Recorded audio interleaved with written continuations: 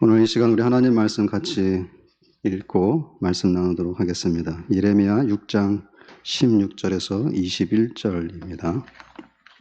여호와께서 이와 같이 말씀하시되 너희는 길에 서서 보며 옛적 길 곧 선한 길이 어디인지 알아보고 그리로 가라. 너희 심령이 평강을 얻으리라 하나 그들의 대답이 우리는 그리로 가지 않겠노라 하였으며 내가 또 너희 위에 파수꾼을 세웠으니 나팔 소리를 들으라 하나 그들의 대답이 우리는 듣지 않겠노라 하였도다. 그러므로 너희 나라들아 들으라. 무리들아 그들이 당할 일을 알라. 땅이여 들으라. 내가 이 백성에게 재앙을 내리리니 이것이 그들의 생각의 결과라. 그들이 내 말을 듣지 아니하며 내 율법을 거절하였음이니라. 시바에서 유향과 먼 곳에서 향품을 내게로 가져오면 어찌함이냐. 나는 그들의 번제를 받지 아니하며 그들의 희생 제물을 달게 여기지 않노라. 그러므로 여호와께서 이와 같이 말씀하시되 보라 내가 이 백성 앞에 장애물을 두리니 아버지와 아들이 함께 거기에 걸려 넘어지며 이웃과 그의 친구가 함께 멸망하리라. 옛날 학생들이 공부하던 유명한 참고서에 수학의 정석이라는 책이 있었습니다. 아마 옛날에 학교 다니시는 분들은 다 한 번씩은 보았던 책입니다. 제목이 참 좋습니다. 수학의 정석. 수학에 대해 자신이 없거나 뭘 해야 될지 모르겠거나 아니면 자기가 어디서부터 시작해야 되는지 모를 때 항상 이 정석, 기본에 돌아가서 이 정석을 찾으라라는 말의 의미에서 제목을 그렇게 쓴 것으로 보입니다. 그 책을 통해서 수학의 정석을 쌓고 한 걸음 한 걸음 나아간다라는 것을 학생들에게 가르치기 위해서 아마 제목을 그렇게 쓴 것처럼 보입니다. 인생에도 정석이 있으면 얼마나 좋겠습니까? 여러분은 인생에도 정석이 있다고 생각합니까? 인생의 정석. 이런 책이 있다면 여러분들은 한번 사서 보시겠느냐 하는 것입니다. 많은 사람들이 생각으로는 그렇지 인생에도 정석이 있지 이렇게 얘기를 합니다. 그렇다면 우리는 삶이 흔들릴 때 또는 자기가 무너졌다고 생각하거나 내가 방향을 잃었어 라고 생각할 때 인생의 정석은 무엇일까 하는 진지한 생각으로 돌아가고 있느냐 하는 질문을 해볼 수가 있습니다. 우리가 지금 다루고 있는 예레미야 성경은 이들이 하나님의 정석, 이들을 위해서 하나님이 정하신 정석이라고 말할 수 있는 율법에서 너무도 벗어난 시기였습니다. 그러나 이들 중에 자기들이 하나님의 말씀에서 벗어났다고 생각한 사람은 없었습니다. 이 당시 분위기는 더 세계적이었으며 그리고 이 당시 이 사람들은 부족함이 없었으며 참으로 멋지게 살고 있었기 때문에 자기들의 삶이 정석에서 벗어났으며 하나님의 말씀에서 벗어났다고 생각하지는 않았습니다. 그러나 하나님이 보시기에 이들은 너무도 그 몰골이 안 좋은 모습이었으며 하나님 보시기에 이들은 정말로 좋지 않은 상태에 있어서 하나님은 이들을 멸망을 결정하실 때였습니다. 그래서 정치도 혼란하고 사람들 마음속에 서서히 공포와 두려움이 생기며 우리는 과연 이렇게 살다가 어떻게 될 거야 하는 의문이 있는 그런 시대에 예레미야를 통해서 하나님께서 주신 말씀이었는데 하나님의 정석, 하나님의 길로 돌아가라 라는 것이었습니다. 문제는 뭐냐면 사람들이 그 말을 받아들이지 않았다는 것이었습니다. 우리는 왜 그들이 하나님의 말씀을 받아들이지 않았는지 이 시간 살펴보고자 하는 것입니다. 첫 번째는 16절 말씀인데 옛적 길로 돌아가라 라는 하나님 말씀입니다. 옛적 길, 그 선한 길이 어디인지 알아보고 그리로 행하라. 16절에 나와 있습니다. 하나님이 이렇게 오늘 본문에서 여러분에게 옛적 길로 가라라고 말씀하시는 이유는 고색 창연한 옛날 세상이 좋았기 때문이 아니라 선한 길이기 때문이었으며 오늘 본문에 보면 그 선한 길로 갈 때에 마음에 심령이 어떻게 무엇을 얻는다고 약속을 해 놓으셨습니까? 심령의 평강을 얻으리라 이렇게 얘기를 했습니다. 사람이면 누구나 마음의 평강을 원하고 있습니다. 여러분 중에 마음의 평강을 원하지 않는 사람은 아무도 없습니다. 그래서 요즘 종교 지도자들이나 작가들은 마음 공부를 해야 된다 이런 말을 하고 있으며 마음을 다스려야 한다 하면서 마음에 대한 책이 굉장히 많아졌습니다. 근데 공부하는 것은 싫고 곧바로 어떻게 마음의 평강을 얻을까 하는 사람들은 요즘 보면 불법적인 것임에도 불구하고 약물에 의존해서 병원에 가서 일정한 약물 주사를 맞으면서 거기서 쉬면서 거기서 마음의 평강을 잠시라도 얻으려고 하는 그런 시도를 하고 있습니다. 아마 그렇게라도 해서 일순간이나마 자기 마음의 평강을 좀 얻고 싶을 정도로 뭔가 힘든 일이 있기 때문에 그렇게 하는 것으로 이해합니다. 그렇지만 오늘 성경은 우리에게 분명히 말하는데 평강의 길은 마음을 다스리거나 마음 공부를 하는 데 있지 않고 어디에 있다고 얘기합니까? 길에 있다고 얘기하고 있습니다. 옛적 길, 곧 선한 길. 그 길에 심령의 평강이 있다. 이렇게 얘기를 하고 있습니다. 그러면 여러분은 삶이 복잡해지고 마음이 흔들릴 때 마음 공부를 해야지 그렇게 하기보다는 내가 지금 무슨 길을 가고 있는가 하는 점을 먼저 살펴야 합니다. 내가 지금 가고 있는 길이 하나님이 원하시는 길이야? 이걸 먼저 살펴야 한다는 것입니다. 오늘 본문은 이 길을 여러분에게 알려주고 있으며 옛적 길, 곧 선한 길이다 이렇게 얘기하고 있습니다. 그런데 왜 선한 길을 옛적 길이라고 표현했냐 하는 것입니다. 옛날 방식이 좋다는 것일까요? 많은 어르신들은 옛날 그 시절이 좋았지 이런 식으로 얘기합니다. 저도 어느 때는 옛날이 좋았지 이런 말을 할 때가 있습니다. 요즘은 그러면 사람들이 눈살을 찌푸리는데 습관적으로 사람들이 옛날이 좋았어 이런 얘기를 합니다. 그럼 성경도 여러분 옛날이 좋았어 그 얘기를 하려고 지금 옛적 길이라고 얘기했을까요? 그건 아니고 이미 이들이 알고 있는 길이라는 사실입니다. 그래서 옛적이라는 말을 쓴 것입니다. 근데 문제는 뭐냐면 지금 이 사람들은 그 길에서 벗어나서 다른 길로 가버렸습니다. 다른 길로. 그래서 이 길을 찾지 않는 것이에요. 그래서 성경이 옛적 길이라고 하고 있습니다. 우리가 알다시피 여러분 국도가 새로 뚫리거나 고속도로가 나면 옛날 걸어서 넘던 그 길은 이제는 잡목이 우거지고 사람이 찾지 않는 길이 됩니다. 일부러 옛날 길을 찾으러 트레킹하는 사람들 외에는 사람들이 찾지 않습니다. 그래서 사람들이 안 찾아가면 사람들이 이제 사용을 안 하는 길은 이제 잡목이 우거지고 쓰레기도 사람들이 막 갖다 버리고 잡초도 나고 그래서 오랜만에 한번 옛날에 여기 어디에 길이 있었는데 라고 찾아가 보려고 해도 찾기가 굉장히 어려울 때가 많이 있습니다. 이제 사람들이 안 다니는 겁니다. 이 이스라엘 사람들에게는 하나님이 알려주신 그 선한 길인데, 선한 길이라고 얘기했는데, 그게 이제 쓸모가 없는 옛날 길처럼 보였습니다.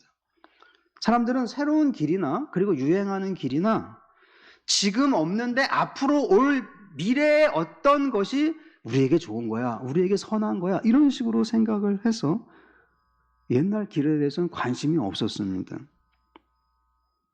그래서 옛날 길을 한번 찾아보려고 하는 사람은 눈을 크게 뜨고 여기에 어디 있었는데 하면서 찾아야 할 정도로 이 옛적 길이 황폐해졌습니다. 그래서 오늘 16절에도 뭐라고 얘기하고 있습니까? 옛적 길을 찾으려면 어떻게 하랍니까? 옛적 길, 그 선한 길이 어디인지 알아보고 그리로 가라 하는데 그 앞에 너희는 길에 서서, 일단 서서, 그리고 보며인데 정확하게 번역하면 살펴보며입니다. 그 다음에 뭐라고 하고 있습니까? 옛적 길, 그 선한 길이 어디인지 알아보고 그리로 가라.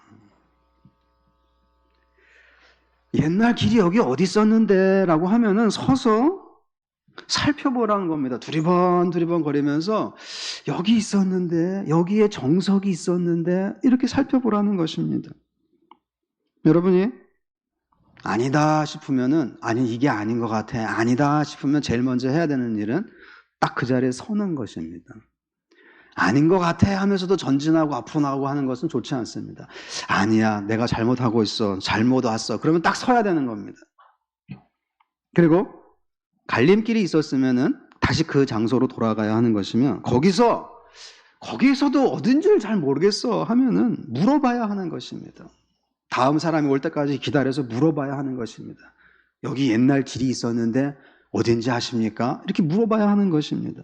네, 사람이 그렇게 하고 싶습니까, 여러분? 그렇게 안 하고 싶어 합니다. 무슨 옛날 길을 찾으세요. 저 아래로 고속도로가 뻥뻥 뚫려갖고 사람들 저기로 다 가지. 이제는 여기로 안 갑니다. 그렇게 얘기하고 여기는 볼 게 없어요. 이렇게 얘기를 하는 것이죠. 오늘 본문이 말하는 옛적 길이는 무슨 길이겠습니까? 오늘 본문에 나온 말로 하면 19절에 암시를 해주고 있는데 19절은 내 말 그리고 내 법을 따르는 길이다라고 얘기하고 있습니다. 내 법, 하나님의 토라입니다. 내 말, 내 법을 따르는 길, 즉 시내산 언약의 길이었습니다. 성경 신명기가 강조하는 길입니다. 여러분이 신명기라는 성경을 읽어보면은 거기에서 매번 강조하는 게 뭐냐면 내 말이 길이다. 그리고 여러분 너희들은 이 길을 따라가야만 생명에 이른다. 자, 너희들한테 생명의 길과 사망의 길 둘이 있다. 어떤 길을 가겠느냐 하면서 내 말과 내 길을 따르라 라는 말을 계속하는 책이 이 신명기입니다. 대표적으로 여러분이 궁금해하시면 신명기 5장 33절을 살펴보시면 됩니다. 거기에 하나님의 길이라는 말이 나옵니다. 길이라. 모든 도를 행하라. 옛날 성경은 모든 도를 행하라 하는데 모든 길을 행하라 하는 것입니다. 그런데 그 분명한 길이 서서 살피고 돌아봐야 할 정도로 이 예레미야 사역 당시에는 희미한 길이 되었습니다. 사람들이 안 갔습니다. 이 당시 이스라엘 사람들이 여러분 얼마나 하나님의 말씀을 무시했으면 하나님의 정석에서 멀리 떠나가서 자기들이 어디로 돌아가야 할지도 모르고 그저 이 세상의 아름다움과 세상의 물건에 취해서 살고 있었는데 얼마나 하나님 말씀을 무시했냐면 여러분 구약 성경에는 요시야라는 개혁 군주가 나옵니다. 요시야 유명한 왕이죠. 종교를 개혁한 왕입니다. 근데 이 요시야 왕의 지시에 의해서 신하들이 타락한 성전을 너무 방치하고 그리고 시설이 낙후되고 해서 안 되겠어, 성전을 새롭게 해야겠어 하면서 성전을 수리하라고 요시야 왕의 지시를 내렸습니다. 신하들이 그 성전을 수리하면서 우연히 발견해서 이게 뭐죠? 하면서 왕에게 갖고 온 게 뭐였습니까? 율법 책이었습니다. 하나님 말씀이었습니다. 학자들은 신명기였을 것이다 이렇게 얘기를 합니다. 신명기를 발견한 것이죠. 이 사람들이 얼마나 관심이 없었는지 성전에서 신명기 말씀 책이 어딘가로 사라지는 것도 몰랐습니다. 그러고는 계속 성전에서 예배를 드렸는데 어느 날 이 성전이 너무 지저분하고 안 되겠어, 수리해야겠어 하면서 여기도 들춰보고 저기도 들춰보고 청소하고 그러다가 어떤 사람이 이게 뭐죠? 하면서 갖고 왔는데 서기관이 보니까 비범했습니다. 이거는 보통 책이 아니야.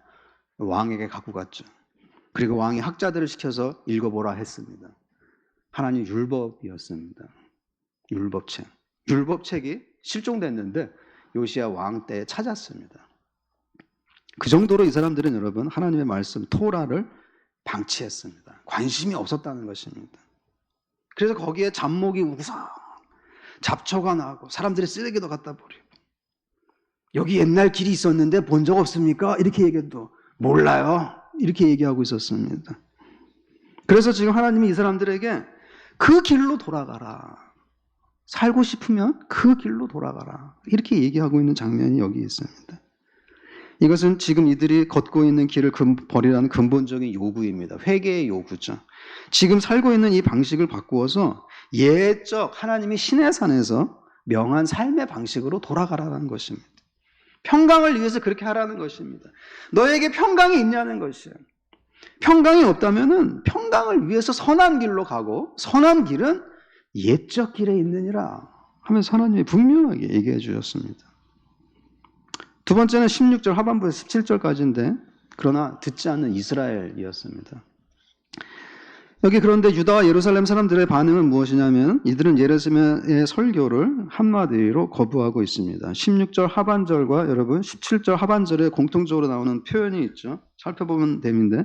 16절 하반부에 뭐라고 얘기합니까? 그들의 대답이 우리는 그리로 가지 않겠노라. 17절 하반부도 뭐랍니까? 그들의 대답이 우리는 듣지 않겠노라. 예레미야의 말씀이 듣기 싫었습니다. 그래서 안 들어. 우리는 안 들어. 그리로 안 가. 딱 단정적으로 얘기하고 있습니다. 왜? 지금 우리가 이거 살고 있는 모습이 우리한테는 좋아. 이렇게 얘기하는 것이죠. 여러분, 우리가 주변에서 말을 좀처럼 듣지 않는 사람일 경우에는 왜 그 사람이 말을 좀처럼 듣지 않을까요? 자기가 옳다고 생각하기 때문에, 그리고 지금 사는데 아무 문제 없다고 생각해서 그렇습니다. 다른 사람은 옆에서 제발 좀 말을 좀 들어라 이래도 내가 뭐 어때서 그래 이렇게 얘기합니다. 그러니까 말을 안 듣는 것이에요. 여기도 마찬가지입니다. 이 사람들이 여러분 이렇게 하나님이 분명하게 예레미야를 통해서 여러분이 선한 길을 가고 싶습니까? 생명을 얻고 싶습니까? 그리고 마음의 평안을 얻기를 원합니까? 그럼 옛적 길로 가십시오 이렇게 얘기했는데 안 가, 싫어, 우린 안 들어 그렇게 얘기했습니다. 이게 좋다는 거예요. 지금 이 삶이 좋다는 것입니다. 하나님은 여러분 인내심이 많기 때문에 한 번 얘기한 다음에 좋아, 나도 뭐 자존심이 있지 그렇게 끝나지 않습니다. 하나님의 특징이 뭐냐면 말을 안 들어도 계속 얘기하시는 인내심이 있으세요. 인내심. 이게 하나님 인내심이 있어요. 그래서 17절 상반부에 보면 여러분 이 말을 듣지 않는 이들에게 하나님은 어떻게 하셨습니까? 파수꾼을 세웠습니다. 내가 또라고 하죠. 또 너희 위에 파수꾼을 세웠으니 나팔 소리를 들으라. 하나님은 여러분 계속해서 선지자들을 보냈습니다. 여기 파수꾼이란 말은 선지자죠.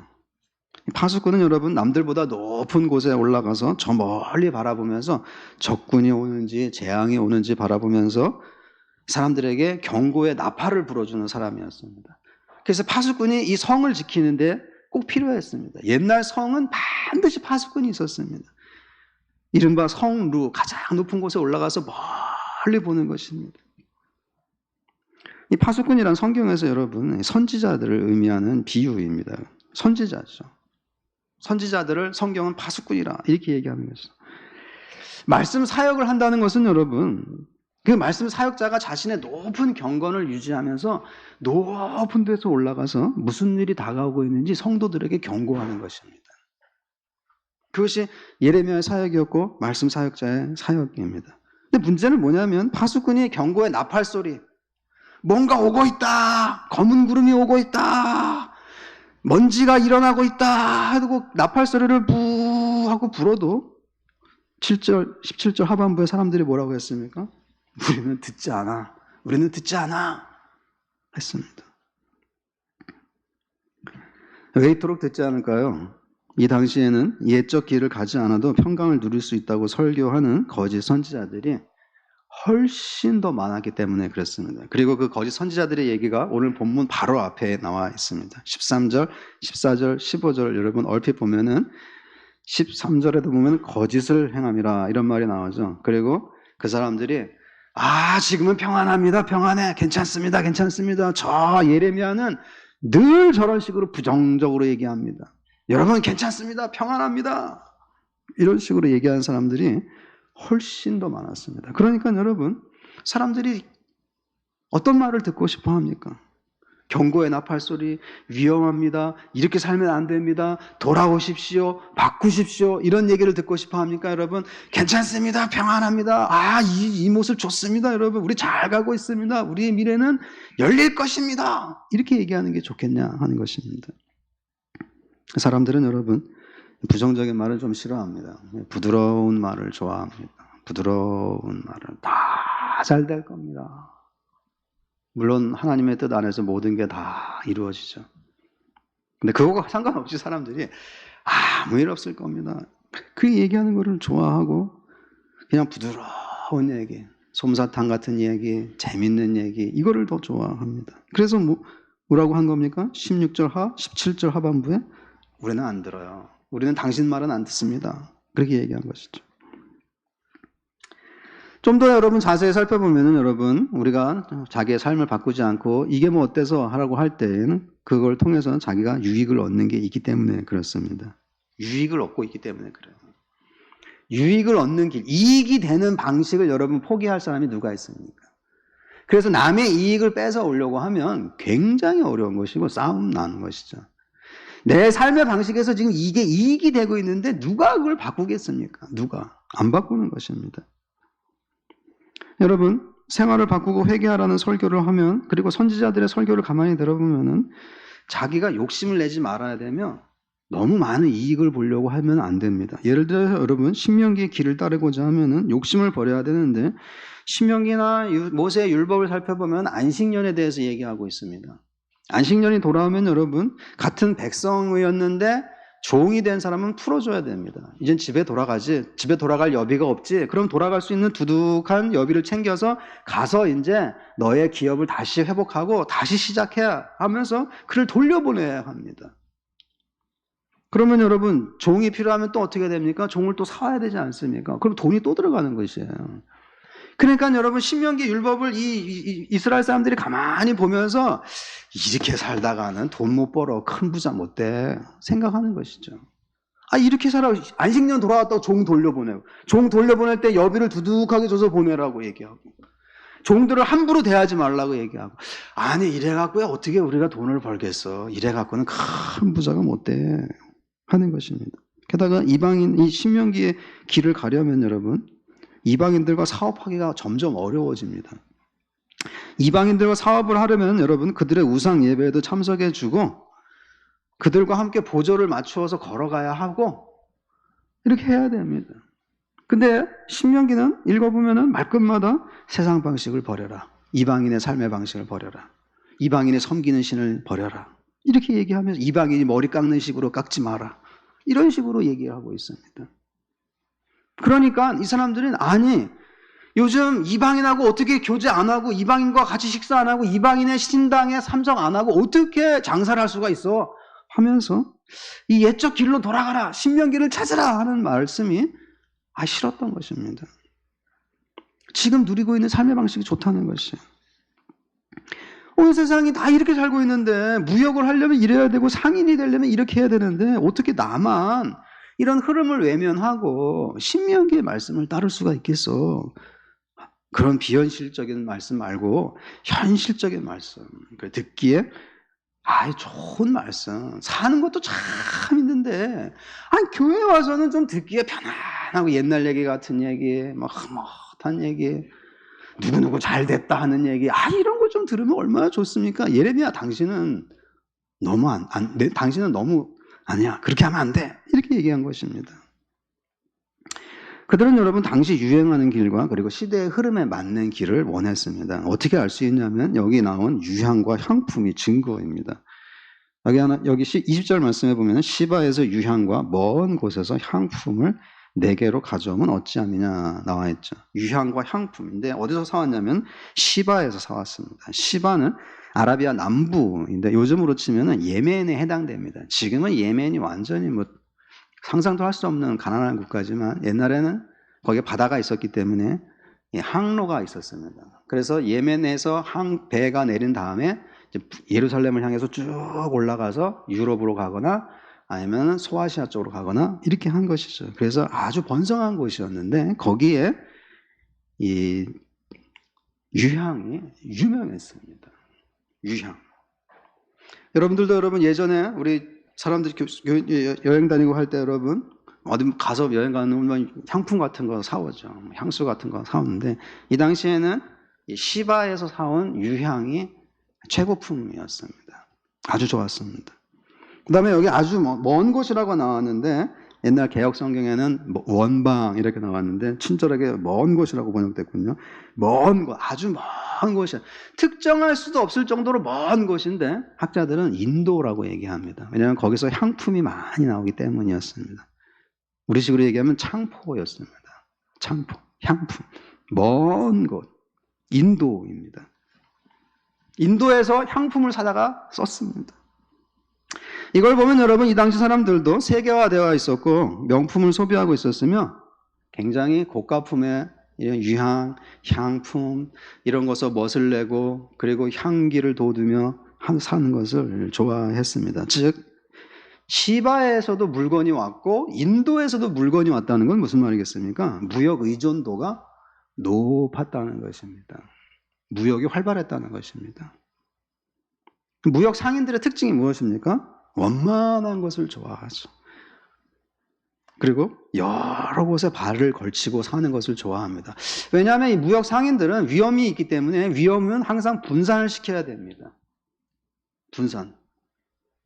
투자의 기본이죠, 여러분. 한 곳에만 확 투자하면 여러분 그건 그냥 날아가면 힘든 겁니다. 그래서 분산 투자하는 게 기본이죠. 그래서 이 상인들은 항상 이 항해의 위험이나 이런 게 있기 때문에 여러 곳에 발을 거치고 있는 게 좋습니다. 그러니까 이 지역에 가면 이 지역 신을 섬기고, 저 지역에 가면 저 지역 신을 섬기고, 저기 가면 저기 선을 섬기고, 예루살렘에 오면 여호와를 섬기고, 이런 것은 이 무역 상인들에게는 아주 익숙했습니다.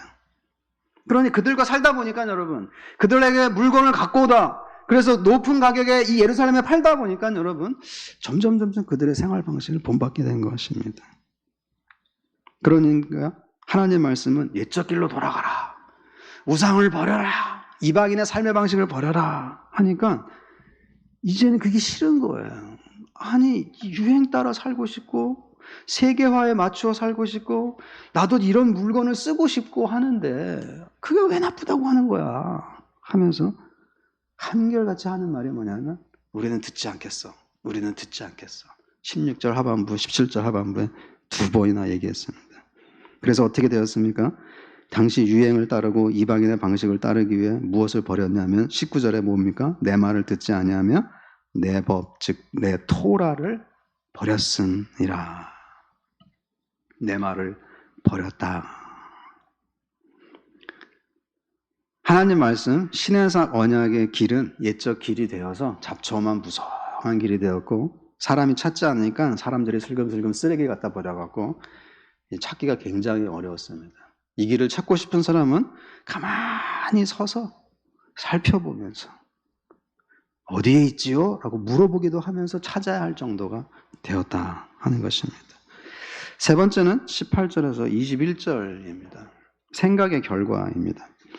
이러한 원리는 단지 하나님이 이스라엘 백성을 위한 것만은 아니었습니다. 옛적 길, 곧 선한 길, 하나님의 방식, 하나님의 정석을 찾아야 한다라는 것은 하나님이 이스라엘만에게 주는 메시지는 아니라는 것입니다.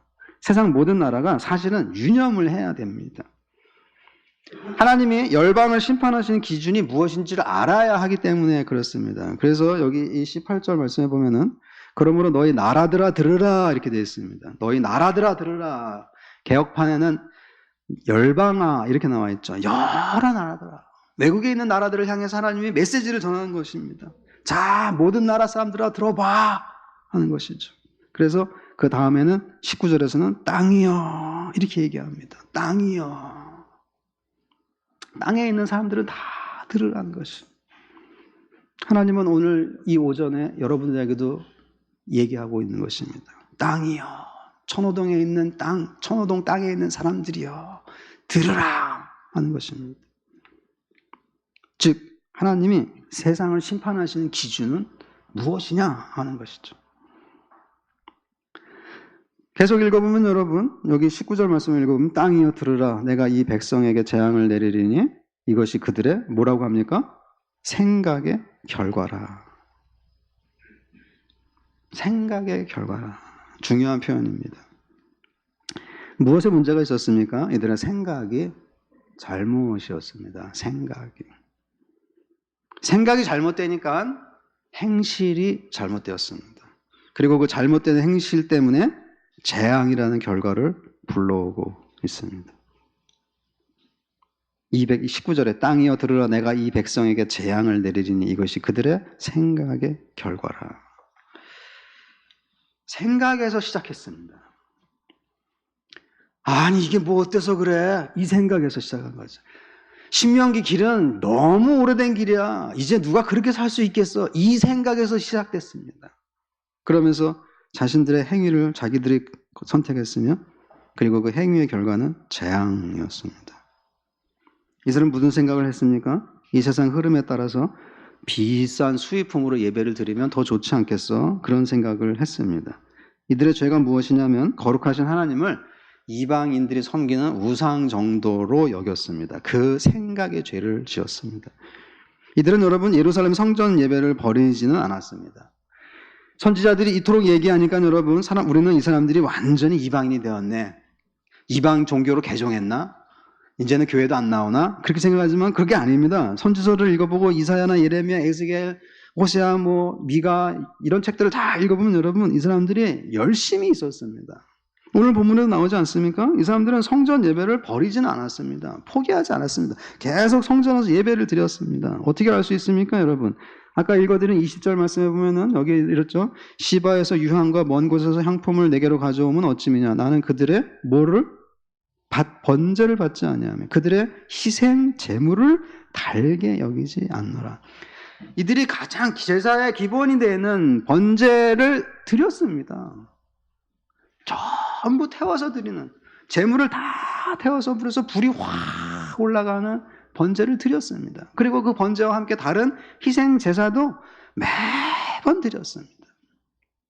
그러면서 여러분, 이 사람들은 무슨 생각을 했냐면은 수입품을 그 번제에 갖다가 첨가하면 더 좋지 않겠어? 더 멋지고 더 화려하고 더 정성을 담는 거가 되지 않겠어? 그래서 그렇게 수고해서 사오고 그렇게 수고해서 돈 벌어서 사온 이 수입품을 번제에다가 첨가를 했습니다. 그게 유향과 향품이었습니다. 사실 여러분, 이렇게 여러분 제사장 입장이라면 이렇게 정성을 다하는 이 예배, 이 성전에 참석한 사람은 기특한 사람이죠.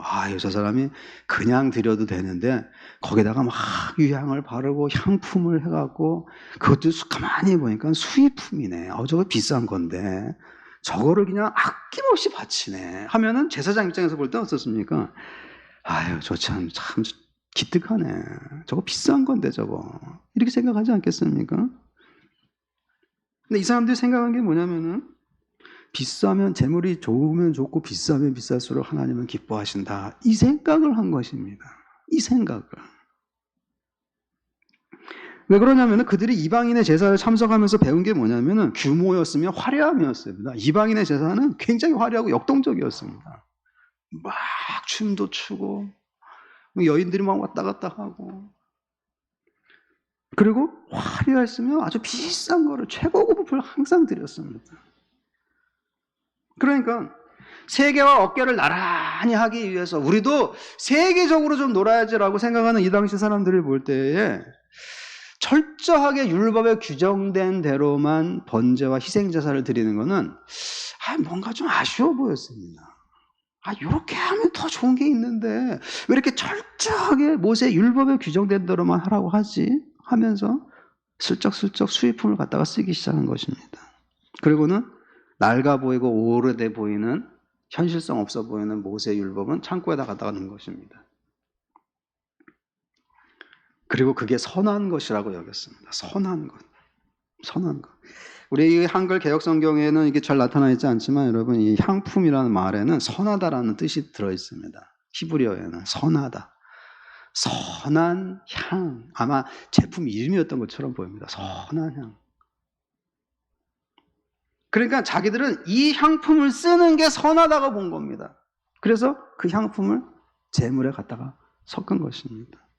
즉 우리들이 사는 방식이 선한 거야 생각한 것이죠. 우리로 치면 여러분 오늘날 예배를 다 경건하게 드리자는 이유로 그냥 비싼 스피커로 막 바꾸는 겁니다. 지금 것도 괜찮은데요. 누가 얘기하면 왜 더 좋은 거 좀 하나님께 드리면 얼마나 더 좋습니까? 그렇게 얘기하는 것이죠. 더 멋진 우리 파이프 오르간을 씁시다. 그러면 얼마나 장엄합니까? 푸가를 윙 하면서 울릴 때 더 경건해지지 않습니까? 만약에 그 비싼 그 파이프 오르간으로 할렐루야 합창을 하면 우리가 얼마나 더 경건하겠습니까? 그렇게 하는 것이에요. 그래서 사람들이 좋아 하면서 기꺼이 참여했습니다. 문제는 무엇입니까? 하나님 말씀에 순종하는 것은 버렸다는 것입니다. 순종은 버렸습니다. 그러면서 하나님을 유행과 고급품을 원하는 우상 수준으로 만든 것이었습니다. 하나님도 고급품 좋아하시잖아. 이렇게 하는 것이죠. 두렵고 무서운 죄였습니다. 하나님을 높고 오늘 인도하신 전사님이 높고 하나님의 높으심을 강조하면서 시작했는데 높으신 하나님을 낮춰갖고 우상 수준으로 만들어놨습니다. 이 생각. 하나님은 이들의 제사를 받지 않으셨으며 기뻐하지 않으셨습니다. 마음으로 순종하지 않는데 여러분 화려하고 거창한 예배가 무슨 소용이 있겠습니까? 마음으로 순종하지 않는데 구약 성경의 전통이 무엇입니까? 순종입니까? 번제입니까? 순종이죠. 그 유명한 말씀이 있죠. 사무엘이 사울 왕을 나무라면서 한 말이 있지 않습니까? 순종이 제사보다 낫고 좋고죠. 그리고 듣는 것, 귀로 잘 말씀을 듣는 것이 수양의 기름이 철철 넘치는 것보다 훨씬 좋은 일입니다. 그렇게 얘기했습니다. 왜 그때 그 얘기를 했습니까? 사울한테. 사울이 하나님께 드릴 좋은 재물을 준비하니라고 하나님 말씀을 어겼다는 것이에요. 왜 하나님 말씀을 어겼습니까? 그랬더니 좋은 재물을 준비하니라고 그랬습니다. 그랬더니 사무엘이 한 말이 순종이 제사보다 좋은 것입니다. 하나님 말씀을 귀로 잘 듣는 것이 수, 양의 기름보다 좋습니다. 이렇게 얘기한 것이죠. 저들은 여러분 근데 하나님 말씀에 순종하는 신앙의 자리를 번제와 희생 제사를 그럴듯하게 드리는 종교 의식으로 대체를 해버렸습니다. 여러분들의 예배가 좀 허물이 있고 실수도 많고 좀 부족하고 어떤 사람이 노래도 좀 못해갖고 삑하기도 하고 해도 상관없습니다. 무엇이 중요합니까? 듣는 것, 순종. 이게 구약 성경의 전통이고 이게 신명기의 전통입니다. 하나님은 여러 선지자들을 통해서 매번 이 얘기를 반복하셨습니다. 계속 얘기하셨습니다. 예레미야는 평생 이 얘기를 했습니다. 근데 듣지 않았습니다. 정말 놀랐습니다. 듣지 않았습니다. 왜? 이게 어때서 하는 것이죠. 저들은 하나님을 이방신처럼 생각하는 죄를 범했고 그 생각의 결과 지금 재앙을 맞이하고 있습니다. 그래서 21절 말씀에 보면 그러므로라고 얘기하죠. 21절. 그러므로라는 그러므로라는 단어는 언제 씁니까? 위에 이러이러한 일이 있으니 그러므로 그렇기 때문에 라는 문장 전환하는 접속사죠. 그러므로. 그러니까 여호와께서 이와 같이 말씀하시되 보라 내가 이 백성을 배 장애물을 두리니 아버지와 아들들이 함께 거기에 걸려 넘어지며 이웃과 그의 친구가 함께 멸망하리라. 길이 아니라 장애물을 두겠다는 것입니다. 오늘 본문은 선한 길과 장애물을 대조하고 있죠. 하나님은 선한 길로 오라고 계속 얘기하고 있습니다. 길을 가야죠, 여러분, 우리가. 근데 길을 가고 싶어 하는데 하나님이 거기다가 장애물을 딱 둔다는 것입니다. 선한 길로 오지 않으면 장애물을 두겠다, 거치는 걸 두겠다라고 딱 얘기를 하신 것입니다. 그래서 선한 길과 장애물, 뭐를 선택하겠느냐 하는 것이죠. 하나님은 여러분 이 사람들이 그토록 원하는 세계화의 길에다가 걸림돌을 갖다 놨습니다. 그래서 아버지도 넘어지고 아들도 넘어지고 있습니다. 이 세상 방식에 물들어서 이 사람들이 하나님 말씀을 버렸고 하나님 말씀을 버리니까 생각이 마비되었고 그리고 생각이 마비된 결과 어리석은 선택을 계속하고 있는 것이에요. 잘 가고 있는데 여러분 하나님이 뒤에서 확 민다 이런 게 아닙니다. 여러분 그런 식으로 생각하시면 안 됩니다. 그게 아니죠. 어리석은 선택을 계속 내리고 있는 것입니다. 다른 사람이 볼 때는 저게 아닌데 하는데도 자기는 아니야 하면서 계속 어리석은 선택을 하다가 어떻게 되는 겁니까? 거치는 돌에 걸려서 꽈당 하고 넘어지는 것이었습니다. 아버지가 넘어졌으면 아들은 넘어져야 됩니까? 안 됩니까? 안 되죠, 여러분. 아들은 우리 아버지가 이 실수를 했구나. 그러면 아들은 그걸 보고 나는 아버지처럼 살면 안 되고 선한 길로 가야지. 이렇게 얘기했는데 오늘 본문은 뭐라고 얘기합니까? 아버지와 아들이 뭐요? 함께 거기에 걸려 넘어져. 지혜가 전승이 되질 않고 있는 것입니다. 아버지의 실수가 아들에게 그대로 반복되고 있습니다. 왜? 생각이 마비되거든요. 생각의 결과라. 여러분의 생각은 여러분의 길을 결정합니다. 그래서 이 생각을 잘해야 됩니다. 생각. 우리의 생각은 하나님 말씀의 지도를 받아야 합니다. 그래서 이 생각을 하나님 말씀으로 환하게 해야 됩니다. 그러면 깜깜한 가운데도 내가 어떻게 살아야겠구나, 어떤 결정을 내려야겠구나, 빛을 발견할 수가 있습니다. 근데 생각이 어두워지고 생각이 무뎌지면은, 즉 하나님 말씀을 떠나서 어리석은 선택을 계속하는 것입니다. 우리는 여러분 하나님 말씀에서 우리가 걸어야 할 길을 발견합니다. 예레미야는 그 길에 대해서 여러 번 얘기하는 책입니다. 예레미야를 읽어보면 여러분 길과 행위에 대한 얘기가 계속 나오는데 조금만 내려가 보면 여러분 7장 5절에서 6절에도 이런 말이 나옵니다. 너희가 만일 길과 행위를 참으로 바르게 하며 이웃들 사이에 공의를 행하며 이방인과 고아와 과부를 압제하지 말며 무죄한 자의 피를 이곳에서 흘리지 아니하며 다른 신들을 따라 스스로 해하지 아니하면 내가 너희를 이곳에 거하게 하리니. 하나님의 길은 무엇입니까? 신명기의 길은 무엇입니까? 예수님, 우리 길이신 예수님 말씀대로 하면 하나님을 사랑하고 이웃을 내 몸과 같이 사랑하라 하는 이 사랑의 이중 계명입니다. 근데 여러분, 사랑하려고 하면 이웃을 내 몸처럼 사랑하려고 하면 비용이 많이 듭니다. 그러니까 이 사람들이 싫은 것이에요. 아니, 약한 사람은 약한 사람은 살대로 그냥 내버려 두고 그냥 처지면 할 수 없지 뭐. 우리라도 앞으로 가야지 하면서 약한 사람은 그냥 다 내버렸습니다. 그러면서 점점 하나님이 보시기에 하나님의 정석에서 어긋났으면 예레미야와 같은 선지자들을 보내서 계속해서 선한 길로 돌아오라. 신명기로 돌아오라. 모세의 말씀으로 돌아오라. 이웃 사랑의 길로 돌아오라. 하나님을 사랑하라. 우상을 섬기지 말라. 계속 얘기했습니다. 그러나 안 들었습니다. 이것이 이들의 실패의 원인이었습니다. 오늘 본문은 여러분 우리에게 예수님을 예고해 주고 있습니다. 우리의 길이신 예수님이기 때문에 그렇습니다. 우리는 그럼 무슨 길로 가야 됩니까? 예수님이 길입니다. 그래서 예수님이 당신을 내가 길이요 진리요 생명이니 이렇게 얘기한 것입니다. 우리에게는 예수를 따르는 길이 옛적 길입니다. 예수님이 그렇게 얘기하셨는데 여러분 나에게 와라 수고하고 무거운 짐진 자들아 나 내게로 오라 내가 너희를 쉬게 하리라 그리고 너희 마음이 평강을 얻으리라 하는데 그 평강을 얻으리라는 말씀이 오늘 본문에서 나온 말씀입니다. 예수님이 오늘 본문을 인용한 것입니다. 즉 예수님은 당신을 뭐라고 소개하신 겁니까? 내가 옛적 길이니라. 내 길을 따르는 사람에게는 심령의 평안이 있으리라. 이 말씀을 하신 것이었습니다. 우리는 여러분 예수님을 따르는 사람들입니다. 그러나 어떤 경우에는 그 따르는 길에서 벗어나 있기도 합니다. 문제는 벗어났을 때 깨닫고 다시 그 길을 가는 것이죠. 우리는 너무도 약하고 무지하기 때문에 자꾸 길을 벗어납니다. 그리고 자꾸 다른 길이 더 좋아 보여서 벗어납니다. 근데 중요한 건 벗어났다는 게 아니라 벗어났으면 벗어났어 안 되겠어. 오늘 설교를 들으니까 머리를 꽉 때리는 것 같은데 다시 주님께로 돌아가야겠어. 다시 말씀을 읽는 생활로 돌아가야겠어. 내가 요즘 이방인들하고 너무 오래 같은 신화를 보다 보니까 내 생각이 이방인처럼 변했어. 안 되겠어. 그러면 되는 겁니다. 그러면 되는 거죠. 우리는 너무 약해서 다 벗어납니다. 다 딴 길로 자꾸 가려고 합니다. 그러나 벗어났어. 이걸 깨닫고 돌아오라는 것이에요. 그래서 이 말이 중요합니다. 길에 서서 보며 옛적 길, 그 선한 길이 어디인지 알아보고 그리로 가라 하는 것이죠. 자신이 가는 길이 정말 선한 길인지 여러분 서서 살피고 그리고 잘 모르겠으면 물어봐야 합니다. 여러분이 만약에 오늘 좀 사는 게 너무 힘들거나 자신이 없고 내가 잘 못하고 있는 것 같다. 그러면은 목사님한테 전화를 하세요. 목사님 한번 좀 만나 주시기 바랍니다. 내가 이렇게 하고 있는데 이게 과연 잘하는 걸까요? 이렇게 물어보십시오. 이렇게.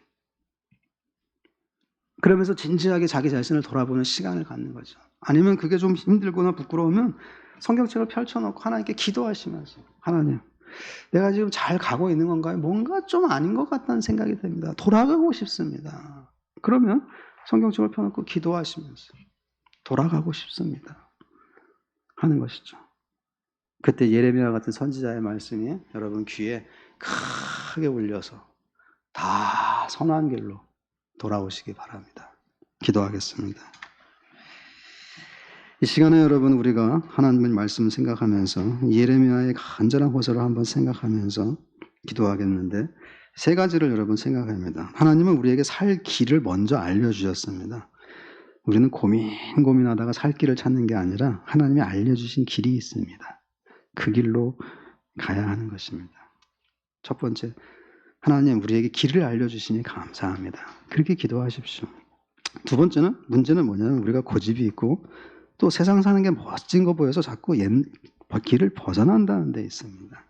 이때 하나님 나로 하여금 말씀이 들리게 하여 주시옵소서. 이렇게 기도하십시오. 두 번째 기도 그렇게 하시고 세 번째는 생각의 결과라. 이 말을 곰곰이 생각해 보시면서 기도하시기 바랍니다. 생각이 이렇게 중요한 건가? 요즘 내가 생각을 잘못하고 있는 건 없나? 난 생각하고 사나?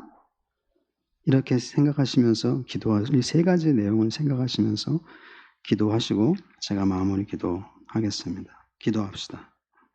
하나님 아버지 감사합니다. 이 자리에 아버지 하나님 성도들과 함께 말씀 나누는 시간을 이렇게 공간을 주시니 감사합니다. 비록 아버지 하나님 우리가 코로나19로 인해서 우리 마음이 여러 가지 천천하지만 하나님 말씀을 살리기 때문에 우리 청년교회 성도들은 이 하나님 말씀을 살리기를 원합니다. 주님 간절히 부탁합니다. 아버지 하나님이시여 우리나라가 길에서 벗어난 것처럼 보인다면 교회가 먼저 길을 찾게 하여 주시옵소서. 우리나라의 교회들이 길을 잃어버린 것 같으면 주님 교회가 목사들이 먼저 길을 찾게 하여 주시옵소서.